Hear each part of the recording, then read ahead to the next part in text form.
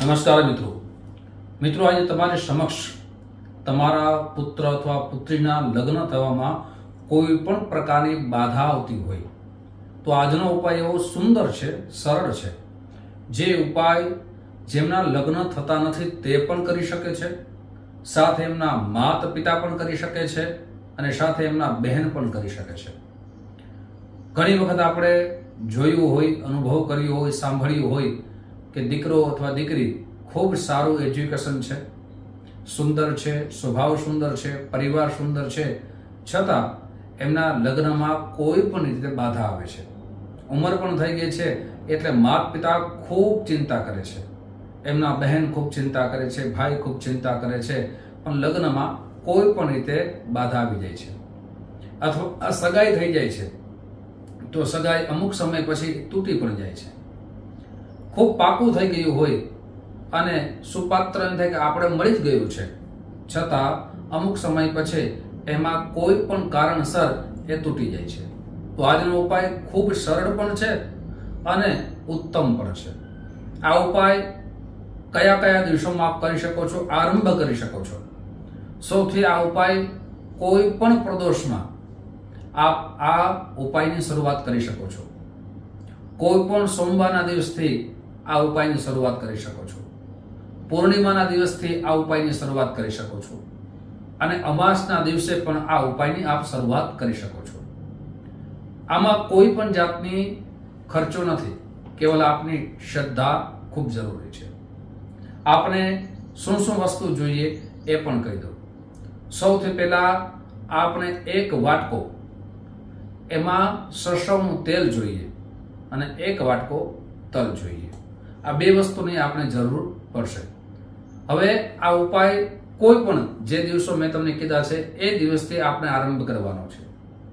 સવારે ઉઠી જો એમના માતા પિતા કરતા હોય, એમના બહેન કરતા હોય તો એમને સંકલ્પ કરવાનો છે. કયા દિવસે આપ શરૂઆત કરો છો કે મારા ભાઈના, મારા પુત્રના ખૂબ શીઘ્રતાથી વહેલાસર લગ્ન થઈ જાય એટલે આ ઉપાય કરું છું. પોતે કરે છે તો પોતાને પણ સંકલ્પ કરવાનો છે કે મારા લગ્નમાં જે પણ બાધા આવે છે, વિઘ્નો આવે છે, એ બધા દૂર થઈ જાય. સવારે વહેલા ઉઠી કોઈ પણ જે દિવસ કીધા છે એમાં ભગવાન સૂર્ય ભગવાનની પૂજા કરવાની છે.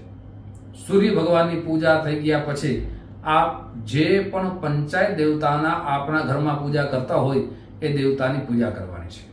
અને આપને અને આ ઉપાય શનિવારના દિવસે તો ઉત્તમ ફળ આપશે, પણ આ ઉપાય સાંજના સમયમાં કરવાનો છે. એ બહુ સારું છે. આપણે શું કરવાનું છે તો કે આપણે શનિવાર હોય, અમાસ હોય, પૂર્ણિમા હોય, પ્રદોષ કાળ હોય તે દિવસે શંકર ભગવાનના મંદિરે આપણે જવાનું છે. સાથે તેલ લઈ જવાનું, સરસવના તેલ લઈ જવાનું છે, કાળા તલ લઈ જવાના છે. ત્યાં જઈ મંદિરે જઈ અને મંદિરના જેટલા પણ દેવતાઓ છે, જેમ કે મહાદેવનું મંદિર હોય, ત્યાં ઘણા બધા બીજા પણ મંદિર હોય, તો એ બધા મંદિરના દેવતાઓની સૌથી પહેલા પૂજા કરવાની, નમસ્કાર કરવાના, એ મંદિરની પ્રદક્ષિણા કરવાની. શંકર ભગવાનનું મંદિર હોય, સાથે માતાજીનું મંદિર હોય તો 7 પ્રદક્ષિણા કરી શકો છો. ગણપતિ ભગવાનનું મંદિર હોય તો 3 પ્રદક્ષિણા કરી શકો છો. એમ કોઈ પણ દેવતાની 4 પ્રદક્ષિણા કરી શકો છો. એ દેવતાઓની પ્રદક્ષિણા કર્યા પછી શંકર ભગવાનના મંદિરની અંદર, એટલે કે અંદર, ઘણા મંદિરોમાં આપણે જઈ ન શકીએ અને ઘણા મંદિરોમાં જવાની રજાની છૂટ હોય છે. જો છૂટ હોય તો આપને ખુદને ઉપાય કરવાનો છે. જો મિત્રો છૂટ ન હોય તો તેના પૂજારી હોય એમને તેલ આપવાનું છે. હવે તેલ શંકર ભગવાન માથે કઈ રીતે ચડાવવાનું છે, સાથે આપને તલ કઈ રીતે ચડાવવાના છે અને શું મંત્રનો જપ કરવાનો છે એ આગળ ચર્ચા કરીએ તે પહેલા એક નમ્ર પ્રાર્થના છે. મારા નવા મિત્રો આ વિડીયો જોઈ રહ્યા છો, મિત્રો આ વિડીયો તમને ગમે તો જરૂર ને જરૂર લાઈક કરજો, શેર કરજો. સાથે મિત્રો આપને આપની જન્મકુંડલીના કયા ગ્રહો શુભ સ્થિતિમાં છે, કયા ગ્રહો અશુભ સ્થિતિમાં છે આપને જાણવું હોય તો અહીંયા નંબર આપવામાં આવ્યા છે. આ નંબરમાં સંપર્ક સાધી શકો છો. જ્યોતિષ જોવાનો સમય સવારે 10 વાગ્યાથી લઈ અને બપોરના 1 વાગ્યા સુધી છે. સાંજે 5 વાગ્યાથી લઈ રાત્રે 9 વાગ્યા સુધી છે. આ સમયે કોલ કરી અને આપ પોતાની એપોઇન્ટમેન્ટ નોંધાવી શકો છો. મારી ઓફિસ જામનગરમાં છે, ગુજરાત જામનગરમાં છે. ત્યાંથી ખૂબ આપ દૂર રહેતા હો તો તેના માટે સુંદર વ્યવસ્થા રાખી છે. આપનું નામ, જન્મ તારીખ, જન્મ સમય, જન્મ સ્થળ, વોટ્સઅપ નંબર દેવામાં આવ્યા છે, એમાં મોકલી શકો છો. સુનિશ્ચિત દક્ષિણા મોકલી આપશો એટલે આપને કુંડળી બનાવી આપના જ મોબાઈલમાં મોકલવામાં આવશે, જેમાં આપની કુંડળી પ્રમાણે શાસ્ત્રોક્ત ઉપાય લખ્યા હશે, સરળ ઉપાય પણ લખ્યા હશે, જે કરવાથી આપના જીવનમાં સુખમય, આનંદમય, પ્રગતિમય આપનું જીવન બની શકે. સાથે મિત્રો, આ ઉપાય છે, ઘણી વખત ઘણા બધા વ્યક્તિઓના પ્રશ્ન આવે છે કે અમારી જન્મકુંડળીમાં કયા દોષના કારણે અમારા લગ્ન વિલંબથી થવાની સંભાવના વધી જાય છે.